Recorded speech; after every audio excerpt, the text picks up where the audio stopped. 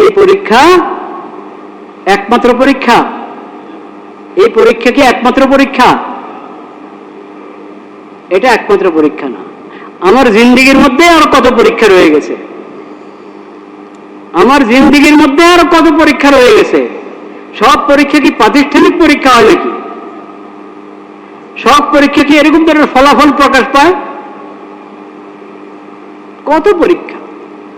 আর কবর থেকে যে পরীক্ষা শুরু হবে, সেটা কবর থেকে একটা পরীক্ষার শুরু আছে না? তা আমি তো এই পরীক্ষা নিয়ে ব্যস্ত। পরীক্ষা থেকে পরীক্ষা, এক পরীক্ষা থেকে আরেক পরীক্ষা দিকে মন যাওয়া দরকার কি দরকার না? দরকার, দরকার। আচ্ছা, এই পরীক্ষা নিয়ে আমি পেরেশান। কত বলছে আল্লাহ আমাকে পাশ করায় দেন, একবারই সর্বোচ্চ নম্বরে পাশ করিয়ে দেন আমাকে, দোয়া করছি। কবরের পরীক্ষার জন্য তো দোয়া করা দরকার, হাসরের পরীক্ষার জন্য তো কি দোয়া করা দরকার। এখানে যেমন ফলাফল বের হবে, ওখানের পরীক্ষার তো ফলাফল বের হবে। وَنُخْرِجُ لَهُ يَوْمَ الْقِيَامَةِ كِتَابًا يَلْقَاهُ مَنشُورًا اقْرَأْ كِتَابَكَ كَفَى بِنَفْسِكَ الْيَوْمَ عَلَيْكَ حَسِيبًا। ফলাফল বের হবে, সেটা তো একবারে লাগিয়ে দিয়েছেন আল্লাহ তাআলা। وَكُلَّ إِنسَانٍ أَلْزَمْنَاهُ طَائِرَهُ فِي عُنُقِهِ وَنُخْرِجُ لَهُ يَوْمَ الْقِيَامَةِ كِتَابًا يَلْقَاهُ مَنشُورًا। এটা সবার গর্দানে লাগানো আছে তার আমলনামা। আমল করে ফেলি চলে যায় তা না, আমল সব থাকে, সব থাকে, হুবহু থাকে। দিলের আমল আল্লাহ ছাড়া আর কাউ দেখেন নাই, সেটাও বাহ্যিক আমল, সেটাও সমস্ত আমল। ওয়াজাদু মা আমিলু হাদিরা, সব আমল তুমি উপস্থিত পাবে। ওয়াউযিআল কিতাব ফাতারাল মুজরিমিনা মুশফিকিনা মিম্মা ফীহি ইয়াকুলুনা মা লিহাযাল কিতাব লা ইউগাদিরু সাগীরাতান ওয়ালা কাবীরাতান ইল্লা আসাহা ওয়াজাদু মা আমিলু হাদিরা ওয়ালা ইয়াজলিমু রাব্বুকা আহাদা। তো পরীক্ষার্থী ভাইদেরকে বলছি, এই পরীক্ষা প্রথম পরীক্ষা না, একমাত্র পরীক্ষা না। জিন্দেগিতে আরো পরীক্ষা এই দুনিয়াতেই আছে, আনুষ্ঠানিক, অনানুষ্ঠানিক, প্রাতিষ্ঠানিক, অপ্রাতিষ্ঠানিক, সব পরীক্ষাতে আল্লাহ তাআলা আপনাদেরকে সফল করেন, সে দোয়া করি আমরা। সব পরীক্ষাতে, কবরের জিন্দেগি থেকে যেসব পরীক্ষা শুরু হবে, ওসব পরীক্ষায় পাশ করতে হলে তো প্রস্তুতির জায়গা এখন, প্রস্তুতির জায়গা এখন। মৃত্যুর পরে কোনো প্রস্তুতির সুযোগ নেই, এখনই সব প্রস্তুতি, এখনই সব প্রস্তুতি। আল্লাহ সেই তৌফিক নসিব করে। তো সব ছাত্রবাদের জন্য দোয়া করি। তো আমি এই যে নির্লিপ্ততার কথা বললাম, পুরো আধারে আমি কোনো সময় কোনো ছাত্রের জন্য দোয়া করি না। আমার কোনো ছেলে পরীক্ষার্থী না, আমি কোনো সময় হাতে উঠায় দোয়া করছি না, 2 রাকাত সালাতের উপরে দোয়া করছি না।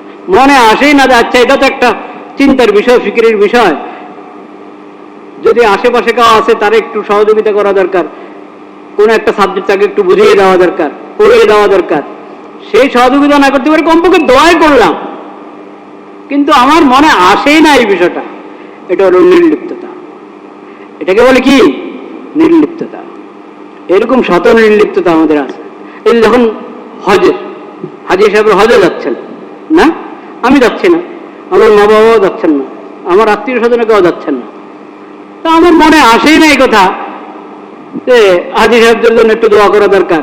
এয়ারপোর্টে কোনো এয়ারপোর্টে কোনো কষ্ট না হয়, হ্যাঁ, এয়ারপোর্ট পর্যন্ত আসতে কোনো কষ্ট না হয়, জ্যামে না পড়েন, কোনো পেরেশানি না হয়, হ্যাঁ, ইমিগ্রেশনে কোনো সমস্যা না হয়। দোয়া করছে না, মনে আসে না দোয়া করা। এটা হজ মন্ত্রণালয় দেখবে, হজ মন্ত্রণালয় দেখবে। এই যে যেটা যার কাজ, তার যেটা যার দায়িত্ব, সে তো করবেই, করা তার কাজ। কিন্তু আমি এই কথা বলে ফারেক হয়ে গেলাম, এটা তো হজ মন্ত্রণালয়ের কাজ, এই জন্য আমার কোনো করণীয় না, একটু দোয়াও করবো না, একটু মনে চিন্তাও আসবে না যে আরে যে অবস্থা আজকাল দেশে, তেলের যে সংকট, যে সমস্যা, কে গাড়ি নিয়ে রওনা হলো, তেল শেষ হয়ে গেল আর তেল পেল না, কি মুসিবতে পড়বে। হ্যাঁ, এটা ভেবে একটু মনে কষ্ট আসলো, একটু চোখে এক ফোঁটা পানি আসলো, দুই হাত উঠে আল্লাহর দরবার দোয়া করলাম, আল্লাহ তুমি এসব সংকট দূর করে দাও, সব অব্যবস্থাপনা আল্লাহ তুমি দূর করে দাও। যাদের যাদের খেয়াল করা দরকার খেয়াল করছে না, বা কোনো সূত্র খুঁজে পাচ্ছে না সংকট দূর করার, আল্লাহ তাদেরকে সূত্র মিলিয়ে দাও, তাদেরকে হেদায়েত দান করো, হিম্মত দান করো। আপনি কতভাবে দোয়া করতে পারেন। আলহামদুলিল্লাহ নাহমাদুহু ওয়া নাস্তাঈনুহু ওয়া নাস্তাগফিরুহু ওয়া নু'মিনু বিহি ওয়া নাতাওয়াক্কালু আলাইহি ওয়া না'উযু বিল্লাহি মিন শুরুরি আনফুসিনা ওয়া মিন সাইয়্যাতি আ'মালিনা মান ইয়াহদিহিল্লাহু ফালা মুদিল্লা লাহু ওয়া মান يضلل فلا هادي له وأشهد أن لا إله إلا الله وحده لا شريك له وأشهد أن محمدا عبده ورسوله اللهم صل على سيدنا ومولانا محمد النبي الأمي وعلى آله وصحبه وسلم تسليما اللهم اجعل صلواتك ورحمتك وبركاتك على سيد المرسلين وإمام المتقين وخاتم النبيين محمد عبدك ورسولك إمام الخير وقائد الخير ورسول الرحمة اللهم ابعثه مقاما محمودا يغبطه به الأولون والآخرون. أعوذ بالله من الشيطان الرجيم بسم الله الرحمن الرحيم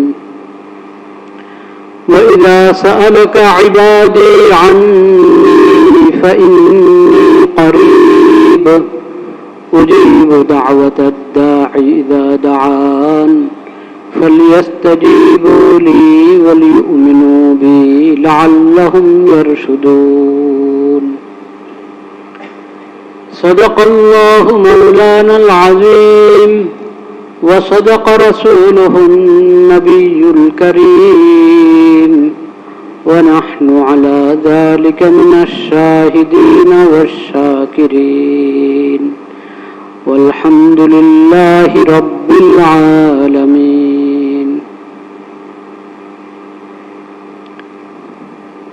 আজকে আমি যে আয়াত তেলাওয়াত করেছি সবার পরিচিত আয়াত, রমজানের আয়াত সম্পর্কে আমরা আলোচনা করেছি। দোয়া বিষয়ে আল্লাহ রাব্বুল আয়াতের মর্ম হলো আল্লাহ রাব্বুল আলামিন যে কোনো সময় বান্দার দোয়া কবুল করার জন্য প্রস্তুত। আল্লাহর রহমতের দরজা সব সময় খোলা, যখনই বান্দা দোয়া করবে আল্লাহ সঙ্গে সঙ্গে তার দোয়া কবুল করেন। আয়াতটি তেলাওয়াত করেছি। আজকে মূলত আমি দোয়ার অনুরোধ করার নিয়তে এসেছি। সব ভাইদের কাছে, মুসল্লি ভাইদের কাছে দোয়ার অনুরোধ জানাচ্ছি।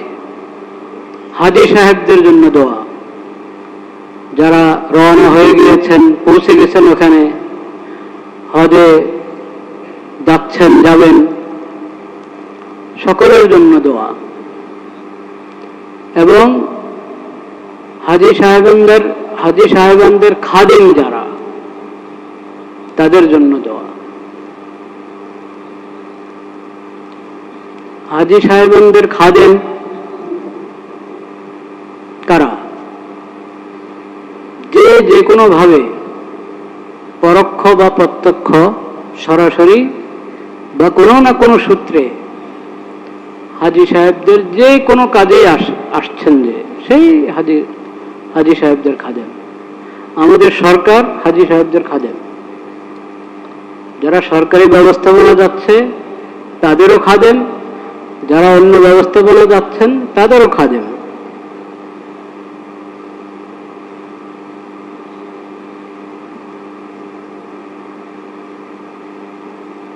মাননীয় ধর্মমন্ত্রী তো বলেছেনই উনি খাদেম, শুধু হাজী সাহেবদের না, সবার খাদেম। আল্লাহ সে তৌফিক দান করেন। শব্দটা অনেক ভারী, ওটার এই শব্দের মর্ম বুঝার এবং বাস্তবায়ন করার তৌফিক আল্লাহ তাআলা দান করেন।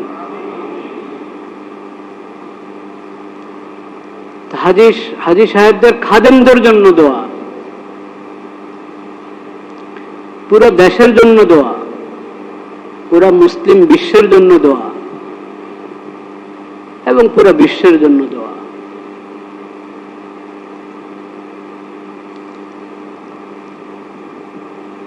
ছাত্র ভাইদের জন্য দোয়া, যারা পরীক্ষার্থী,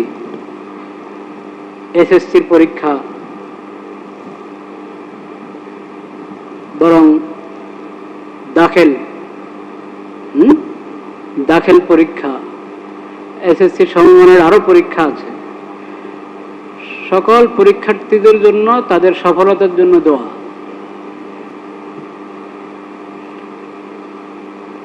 আজকে দোয়ার অনুরোধ করার জন্য আমি বসেছি। আজকের ওয়াজ হলো, আজকের আলোচনা, আজকের বয়ান হলো দোয়ার অনুরোধ, যে আমরা যেন সকলে দোয়া করি, নিজের জন্য, দেশের জন্য, জাতির জন্য, উম্মতের জন্য, সবার জন্য দোয়া করব। দোয়া অনেক গুরুত্বপূর্ণ। দোয়ার ফায়দা এক নম্বরে তো যে দোয়া করে সে পায়, যে দোয়া করে প্রথমে সে ফায়দা পায় দোয়ার। অন্যের জন্য আমি দোয়া করছি, কিন্তু অন্যের ফায়দা, অন্যের উপকারের আগে কার উপকার? আমার নিজের উপকার।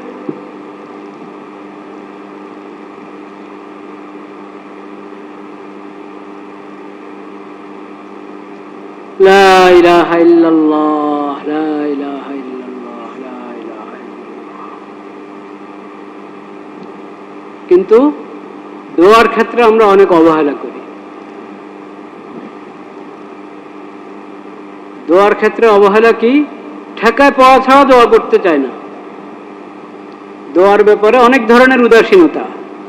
একটা বড় উদাসীনতা হলো ঠেকায় পড়লে দোয়া, যখন মুসিবতে পড়ে, সমস্যায় পড়ে, তখন দোয়া। এটা দোয়ার আদব না, দোয়ার আদব পরিপন্থী। দোয়ার আদব হলো তাআররাফ আলাল্লাহি ফির রাখা ইয়ারিফকা ফিস সিদ্দা।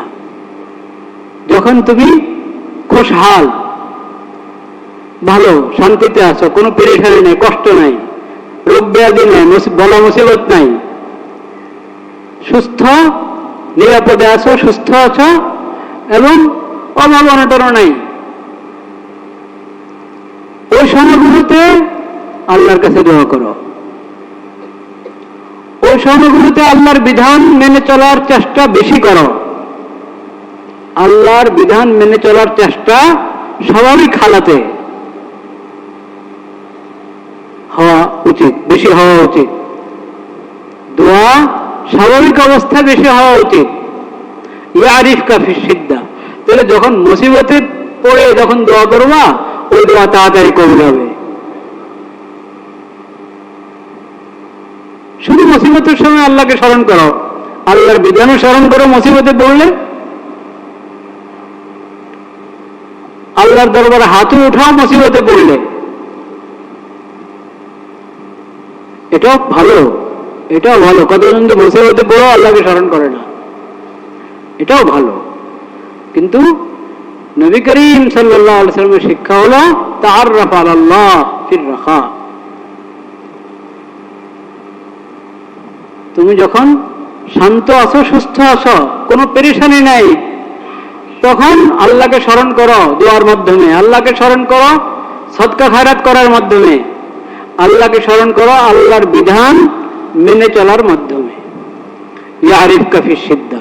তাহলে তোমার মুসিবতের সময় এবং পেরেশানির সময় যখন তুমি আল্লাহকে ডাকবে, আল্লাহ তোমার দোয়া তাড়াতাড়ি কবুল করবে।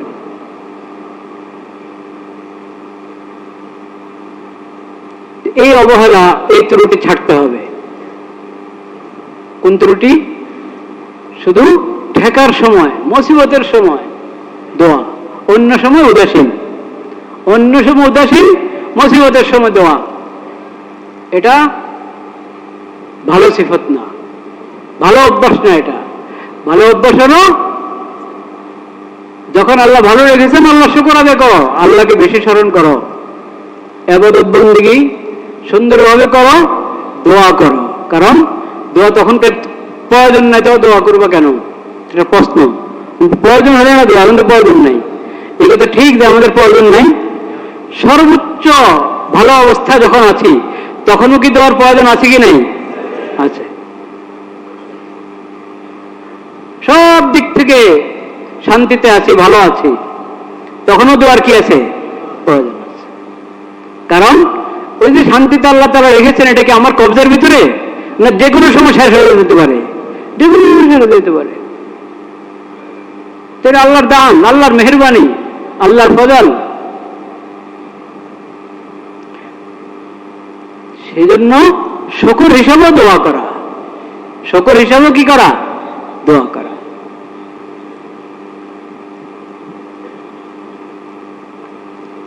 একটা ত্রুটি তো বললাম দোয়ার ব্যাপারে, একটা উদাসীনতা, যে যখন ভালো, যখন নিরাপদ, তখন দোয়া না করা বা কম করা। অভ্যাস করতে হবে সবসময় দোয়া করার, সবসময় দোয়া করার, সবসময় আল্লাহর শুকর আদায় করার। একটা বিষয়। আরেকটা বিষয় যেটা আমি আমাকে সবাইকে স্মরণ করে দিতে চাচ্ছি, সেটা হলো দোয়ার গুরুত্বপূর্ণ একটা ফায়দা আছে। যারা নিয়মিত দোয়া করা অভ্যস্ত, অন্যের জন্য দোয়া করতে অভ্যস্ত, নিয়মিত দোয়া করতে অভ্যস্ত, অন্যের জন্য দোয়া করতে কি অভ্যস্ত, তাদের ওই ফায়দাটা ওরা সহজে পেয়ে যায়। অন্যরা ওই ফায়দাটা পায় না এবং ক্ষতিগ্রস্ত হয়। দোয়ার ওই ধরনের একটা ফায়দার কথা আজকে বলছি। সেটা হলো আমাদের মানুষ, আমরা যারা দুর্বল ইনসান, দুর্বল মুমিন, মুমিন মুসলিম কিন্তু মজবুত না, মজবুত ইমান না, আমাদের একটা রোগ হলো নির্লিপ্ততা। একটু কথাটা খেয়াল করে শোনার চেষ্টা করি। এটা বড় একটা রোগ। কি? নির্লিপ্ততা। নির্লিপ্ততা এটা কঠিন রোগ। কি অর্থ? নির্লিপ্ততা মানে হলো একবারে যেটা আমার গায়ে, আমার মাথায়, আমার গায়ে লেগেছে, লাগছে, ওটার ব্যাপারে আমি একটু চিন্তা করি, ফিকির করি, আরে এটা সত্যি তো একটা মুসিবত, কি করা যায়। এছাড়া আর কোনো কিছুর ব্যাপারে আমার কোনো চিন্তা নাই, ফিকির নেই। নির্লিপ্ত। আমি কি? নির্লিপ্ত। এটা কি আসে যায়? এটা তো আমার বিষয় না, এটা তো আমার বিষয় না, থাক, কি আসে যায়। এই যে নির্লিপ্ততা, এটা কঠিন গাফলত রোগ, এক প্রকারের গুনাহ। ক্ষেত্র বিশেষে এটা অনেক বড় কবিরা গুনাহ হয়, নির্লিপ্ততা। কারণ নির্লিপ্ততার একটা প্রকার হলো যেটা মানে আমার জিম্মাদারি, আমার ডিউটি, আমার দায়িত্বে পড়ে যে জিনিস, সেই বিষয়ে যদি আমি উদাসীন হই, নির্লিপ্ত হই, ওটা নিয়ে আমার ফিকির নাই, এটা কবিরা গুনাহ না? কবিরা গুনাহ। কিন্তু এর চেয়ে আরো ছোট স্তরে বিভিন্ন নির্লিপ্ততা আছে, যেগুলো সাজে না কোনো মুমিনের জন্য, কোনো ইনসানের জন্য, কিন্তু আমাদের মধ্যে ওইসবগুলো, ওই মুসিবতগুলো আছে। যেমন আমার প্রতিবেশী মুসিবতে আছে, পেরেশানিতে আছে, আমি তার পাশে দাঁড়াবো, সাহায্য করব তাকে, তা তো দূরের কথা, একটু তার জন্য দোয়াও করছি না, একটু অন্তরে কোনো ব্যথাও নেই, কষ্টও নেই, মনে কোনো একটু কষ্টও লাগে না। এটা এটা নির্লিপ্ততার একটা প্রকার কিনা? এটা কি ভালো কাজ? অন্যায়, এটাও গুনাহ। মানে আমার সরাসরি আমার আমার আমার দায়িত্বটাও আমার কাছে ফিকিরের বিষয় না। আমার উপরে মুসিবত এসে দাঁড়ালে তখন আমি একটু নড়াচড়া দিয়ে বসি, মুসিবত আসলে। এমনি আমার দায়িত্বের ব্যাপারেও আমি উদাসীন, সেখানে আমি নির্লিপ্ত। এমন নির্লিপ্ত মানুষ কখনো তারাক্কি করতে পারে না। এই নির্লিপ্ততাকে দূর করতে হবে। কিভাবে নির্লিপ্ততা দূর করব? কিভাবে? বুঝতে হবে যে আমি আমাকে নিয়ে যে চিন্তা করি, আমার পরিধি কতটুকু, আমার পরিধি শুধু এই 3.5 হাত বডি, এটাই আমি। আমার খানদান আমি কিনা, আমার পরিবার, আমার পুরা ঘর, আমার আত্মীয় স্বজন, আমার প্রতিবেশী, আমার পুরা সমাজ, পুরা দেশ, আমার দেশ, পুরো মুসলিম উম্মত, পুরো মুসলিম বিশ্ব, আমি। আমাকে তো আল্লাহ তাআলা বানিয়েছেন অনেক বড়, আমি তো এমন আমি যে আমার পরিধি অনেক বড়, কিন্তু আমি আমাকে, আমার পরিধিকে এত সংকুচিত করেছি যে আমারও অনেক কিছু আমি থেকে বাদ। যেমন আমার দ্বীন ঈমানের ব্যাপারে আমি নির্লিপ্ত আছি, খাওয়া দাওয়া সুন্দর মতো চলছে,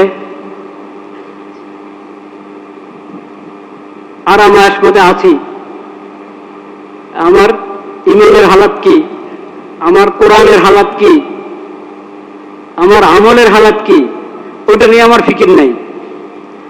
তো এখন আমি কি আমাকে নিয়ে আসলে কি ভাবছি? তাইলে আমার দ্বীন ঈমান নিয়ে আমি যদি ফিকিরমান না হই, তো আমি আমাকে কেটে ফেললাম, ভাগ করে ফেললাম, আমাকে আমি ভাগ করে ফেললাম। কত জরুরি জিনিস, কত প্রয়োজনীয় জিনিস যেটা নিয়ে আমাকে ভাবা উচিত এবং জরুরি পদক্ষেপ গ্রহণ করা উচিত, নগদ পদক্ষেপ গ্রহণ করা উচিত, সেই বিষয়ে আমি নির্লিপ্ত হয়ে থাকি। এই ধরনের নির্লিপ্ততা, এটা তো হারাম, এটা তো কঠিন গাফলাত, হারাম। আমি আরেকটু নির্লিপ্ততার এমন কিছু প্রকার সম্পর্কে দৃষ্টি আকর্ষণ করতে চাচ্ছি, যেটা হয়তো সরাসরি কবিরা গুনাহ না, এবং এগুলোকে আমরা কোনো বিষয় মনেও করি না। এই বিষয় নির্লিপ্ত থাকা, এটাকে কোনো অপরাধ মনে করি না, কোনো ত্রুটি এবং দোষ মনে করি না। যেমন এই মনে করেন পরীক্ষা, এখন ছাত্রদের পরীক্ষা চলছে, তো ছাত্রদের পরীক্ষা, হ্যাঁ, প্রত্যেক ছেলের মা বাবা কি করে, চিন্তা করে আমার ছেলের পরীক্ষা, হুজুর একটু দোয়া করে আমার ছেলের পরীক্ষা, এই তো দাদার কাছে দোয়া নিয়ে আয়, বেশি থেকে বেশি। কিন্তু আপনি আপনার ছেলের সহপাঠী যারা, তাদেরকে নিয়ে ভাববেন না, একটু 2 রাকাত নামাজ পড়ে দোয়া করবেন না, শুধু আপনার ছেলের জন্যই দোয়া করবেন, তার সহপাঠী শুধু সহপাঠীদের জন্য, ওই প্রতিষ্ঠানের সব ছাত্রদের জন্য কেন করবেন না? পুরো দেশের সব ছাত্রদের জন্য কেন করবেন না?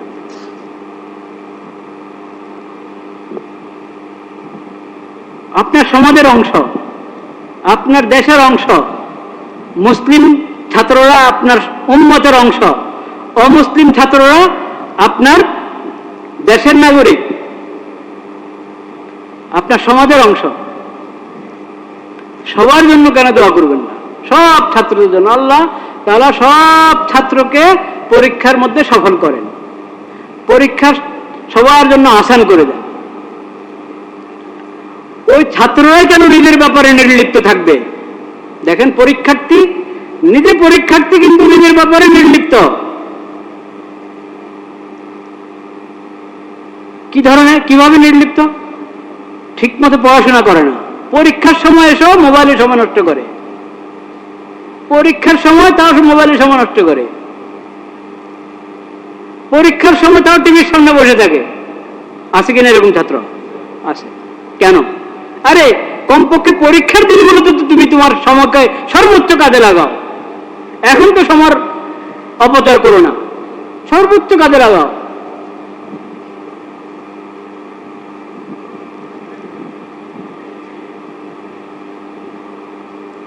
অন্য সময় নামাজ নিয়মিত পড়ো না, এখন পরীক্ষার উসিলা নামাজ ধরো না। 5 ওয়াক্ত ফরজ নামাজ নিয়মিত পড়া শুরু করো। আল্লাহকে বলো, আল্লাহ এবার শুরু করলাম, সামনে যেন 1 ওয়াক্ত নামাজও কাজে না হয়। এভাবে দোয়া করো আল্লাহর কাছে।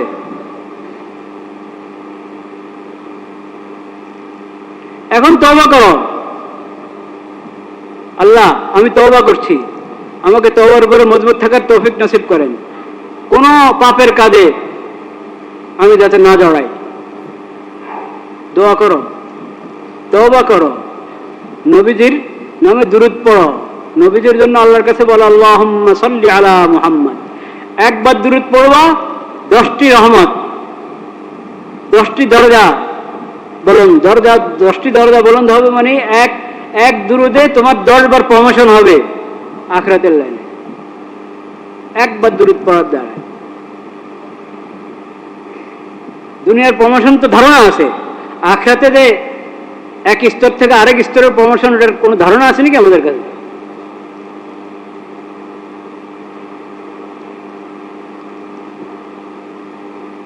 দশটি গুনাহ মাফ হবে। তো দুরূদ শরীফ পড়তে থাকো, কাজের ফাঁকে ফাঁকে, পড়ার ফাঁকে ফাঁকে দুরূদ শরীফ পড়ো, পরীক্ষার মধ্যে বরকত পাবে তুমি। হুজুরদের কাছে এসে কলম পড়ে নিয়ে যায়, ভালো, আমি এটার কোনো ইয়ে করছি না, আপত্তি করছি না। কলম, হুজুর কলম পড়ে যান, আমার ছেলে এটা এই কলম দিয়ে লিখবে। হ্যাঁ, ভালো, এটা চিন্তাটা ভালো। কিন্তু আমার কাছে কেউ কলম নিয়ে আসলে আমি কি পড়ে ফুদি? ইকরা বিসমি রাব্বিকাল্লাযী খালাক, খালাকাল ইনসানা মিন আলাক, ইকরা ওয়া রাব্বুকাল আকরাম আল্লাযী আল্লামা বিল কলম, আল্লামাল ইনসানা মা লাম ইয়ালাম। কলম তো কিছু পড়ে ফু দিয়ে দেবে, কিন্তু এই কলমের মালিক কে? এই কলম দ্বারা শিখালেন কে? আল্লাহ তাআলা। আল্লাহকে স্মরণ করো, আল্লাহকে স্মরণ করো। তো পরীক্ষার্থী নিজেই নির্লিপ্ত, কে তার জন্য দোয়া করবে?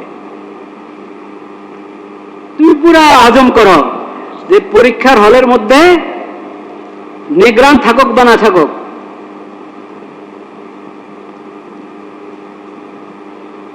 হল সুপার আছে কি নাই, কেউ দেখছে কি দেখছে না, ওটার দরকার না। আমি আমানতের সাথে পরীক্ষা দেব। কিসের সাথে? আমানতের সাথে। খেয়ানত করব না, কারো খেয়ানত গ্রহণ করব না, আর যত খেয়ানত, যত ধরনের ছোট বড় খেয়ানত, কোনো খেয়ানত করব না। আমি আমানতের সাথে পরীক্ষা দেব, এটা আজম করো। আর সবচেয়ে বড় কথা কি? সবচেয়ে বড় কথা হলো এই পরীক্ষা একমাত্র পরীক্ষা। এই পরীক্ষা কি একমাত্র পরীক্ষা? এটা একমাত্র পরীক্ষা না। আমার জিন্দেগির মধ্যে আর কত পরীক্ষা রয়ে গেছে। আমার জিন্দিগির মধ্যে আর কত পরীক্ষা রয়ে গেছে। সব পরীক্ষা কি প্রাতিষ্ঠানিক পরীক্ষা হয় নাকি? সব পরীক্ষা কি এরকম ধরনের ফলাফল প্রকাশ পায়? কত পরীক্ষা। আর কবর থেকে যে পরীক্ষা শুরু হবে, সেটা কবর থেকে একটা পরীক্ষার শুরু আছে না? তা আমি তো এই পরীক্ষা নিয়ে ব্যস্ত। পরীক্ষা থেকে পরীক্ষা, এক পরীক্ষা থেকে আরেক পরীক্ষা, দিকে মন যাওয়া দরকার কি দরকার না? দরকার, দরকার। আচ্ছা, এই পরীক্ষা নিয়ে আমি পেরেশান। কত বলছে আল্লাহ আমাকে পাশ করায় দেন, একবারই সর্বোচ্চ নম্বরে পাশ করিয়ে দেন আমাকে, দোয়া করছি। কবরের পরীক্ষার জন্য তো দোয়া করা দরকার, হাসরের পরীক্ষার জন্য তো কি দোয়া করা দরকার।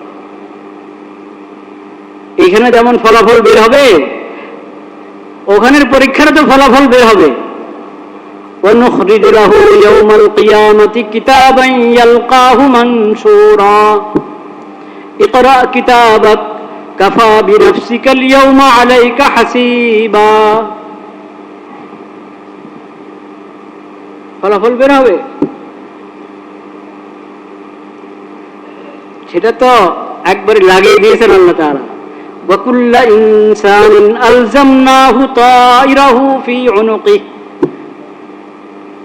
وَنُخْرِجُ لَهُ يَوْمَ الْقِيَامَةِ كِتَابًا يَلْقَاهُ مَنشُورًا। এটা সবার গর্দানে লাগানো আছে তার আমলনামা। আমল করে ফেলি চলে যায় তা না, আমল সব থাকে, সব থাকে, হুবহু থাকে। দিলের আমল আল্লাহ ছাড়া আর কেউ দেখেন নাই, সেটাও বাহ্যিক আমল, সেটাও সমস্ত আমল। ওয়াজাদু মা আমিলু হাজিরা, সব আমল তুমি উপস্থিত পাবে। ওয়াউযিআল কিতাব ফাতারাল মুজরিমিনা মুশফিকিনা মিম্মা ফীহি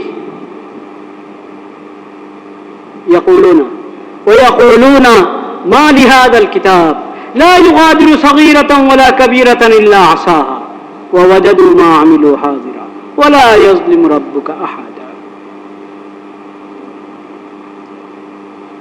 তো পরীক্ষার্থী ভাইদেরকে বলছি, এই পরীক্ষা প্রথম পরীক্ষা না, একমাত্র পরীক্ষা না। জিন্দিগিতে আরো পরীক্ষা এই দুনিয়াতেই আছে, আনুষ্ঠানিক, অনানুষ্ঠানিক, প্রাতিষ্ঠানিক, অপ্রাতিষ্ঠানিক, সব পরীক্ষাতে আল্লাহ তাআলা আপনাদেরকে সফল করেন, সেই দোয়া করি আমরা।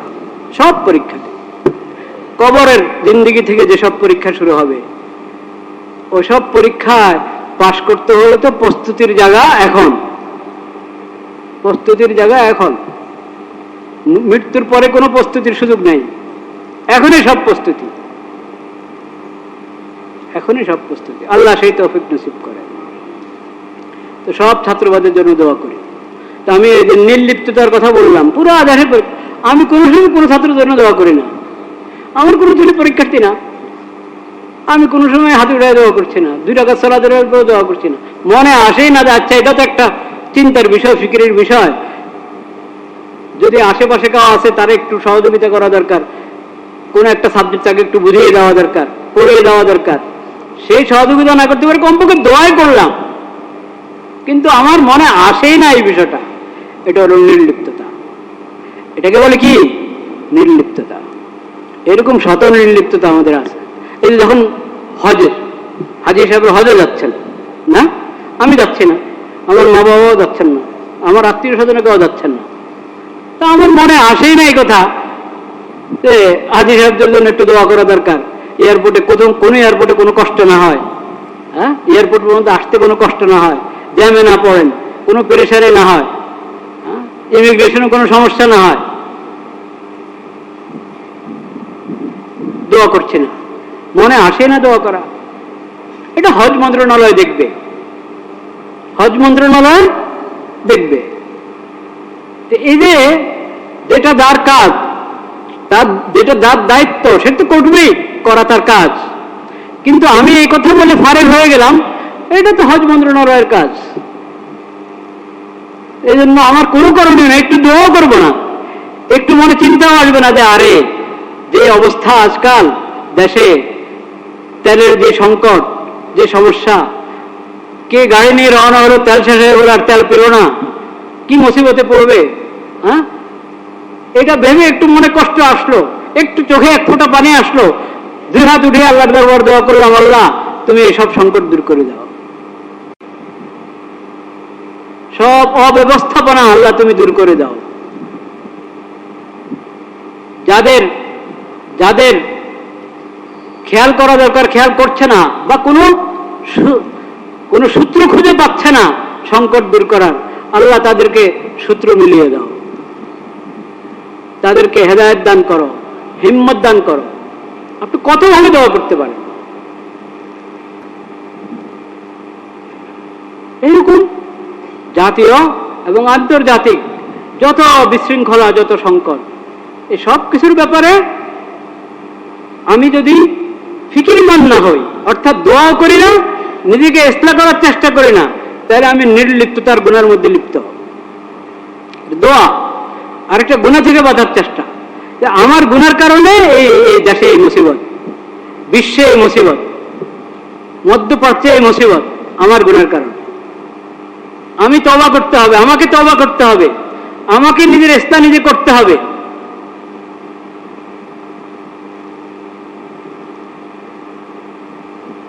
তো যদি কমপক্ষে আমি দোয়াও করলাম, তা তো নির্লিপ্ততা একটু কমে আসলো না? কমে আসলো। এই নির্লিপ্ততা কিন্তু ঘর থেকে নিয়ে, ঘর যে পরিবারের সন্তানদের এই অবস্থা, বাচ্চাদের এই অবস্থা, ঘরে পরিবারে কোনো মুসিবত আসলো, যাক বাবা আছে, যৌথ সংসার হলে বাপ চাচারা আছে, বাপ চাচারা আছে, তার কোনো ফিকির নেই, শান্ত হয়ে গেছে সে, তার মনেও কোনো কষ্ট নেই, তার দোয়াও নাই, সালাতুল হাজতও নাই, কিচ্ছু নাই, তার করণীয় কিছু থাকলে সেটার তো কোনো নামও নাই, ওটা তো চিন্তাই করে না। এই মানে হলো এরা সব উদাসীন, এই ঘরের লোকেরা কি উদাসীন। একটা প্রতিষ্ঠান, যে দিনই প্রতিষ্ঠান, একটা মাদ্রাসা, একটা স্কুল, ওখানে আপনি মনে করেন ছাত্র, বা আপনি ওখানে একজন শিক্ষক, টিচার, মাদ্রাসায় কোনো সংকট, স্কুলে কোনো সংকট, পেরেশানি, হেডমাস্টার সাহেব আছেন, বাস শেষ। আমার কোনো ফিকিরই না, কোনো চিন্তাই নেই। একটা গার্মেন্টসে আমি চাকরি করি, ওখানে পেরেশানি, ওখানে সমস্যা, আর ওটা দেখবে কর্তৃপক্ষ, ওটা মালিকদের বিষয়। আর যারা কর্মকর্তা আছেন, এমডি সাহেব দেখবেন, চেয়ারম্যান সাহেব দেখবেন, শেষ। এই যে আমি আমার চারপাশে সব কিছুর ব্যাপারে উদাসীন হয়ে ফারেক হয়ে বসে থাকি, অর্থাৎ আমার অন্তরে না কোনো দরদ আছে, আমার মুখে না কোনো দোয়া আছে, না দুই রাকাত সালাত হাজত পড়ি, এই যে অবস্থাটা, এটাকে বলে গাফলত, উদাসীনতা, নির্লিপ্ততা। এটা কোনো মুমিনের মধ্যে হওয়া উচিত না, কোনো ইনসানের মধ্যে হওয়া উচিত না। একটু ভাবা উচিত, অন্যের সমস্যা নিয়ে ভাবা উচিত, অন্যের সমস্যাকে নিজের সমস্যা মনে করা উচিত। এটা তো নবী করিম সাল্লাল্লাহু আলাইহি ওয়াসাল্লামের শিক্ষা। আল মুসলিমুনা কাজাসাদিন ওয়াহিদ, সকল মুসলিম এক দেহর মতো, এক দেহর মতো। পায়ে কাটা বিঁধলো, ওখানে ঘা হয়ে গেল, ব্যথা, পায়ের মধ্যে ব্যথা, কিন্তু ঘুম হচ্ছে না, পায়ের ব্যথা, এখন পুরো শরীরেই জ্বর এসে গেছে, ফোয়া উঠলো এক জায়গায়, পুরো শরীরে ব্যথা, পুরো শরীরে জ্বর উঠে গেছে। নবী করিম সাল্লাল্লাহু আলাইহি ওয়াসাল্লাম বলেছেন, সব মুসলিম, সব মুমিন, এই দেশের সে দেশের, সব জায়গায় কাজাসাদিন ওয়াহিদ, এক দেহর মতো। এক অঙ্গের সমস্যা পুরা দেহ সমস্যা করে, তো ওই জিনিসটা হতে হবে, ওই জিনিসটা হতে হবে, তার নির্লিপ্ততার সমস্যা থেকে আমরা বাঁচতে পারি।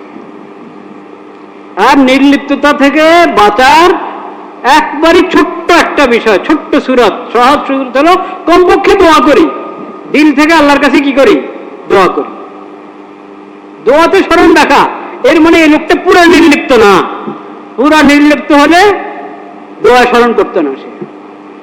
এই জন্য আমি বলেছি, আমাদের শিক্ষার্থীদের জন্য, পরীক্ষার্থীদের জন্য দোয়া করি আমরা, হাজী সাহেবদের জন্য দোয়া করি, পুরো দেশের জন্য দোয়া করি, সরকারের জন্য, জনগণের জন্য, পুরো দেশের জন্য দোয়া করি এবং পুরা মুসলিম বিশ্বের জন্য দোয়া করি।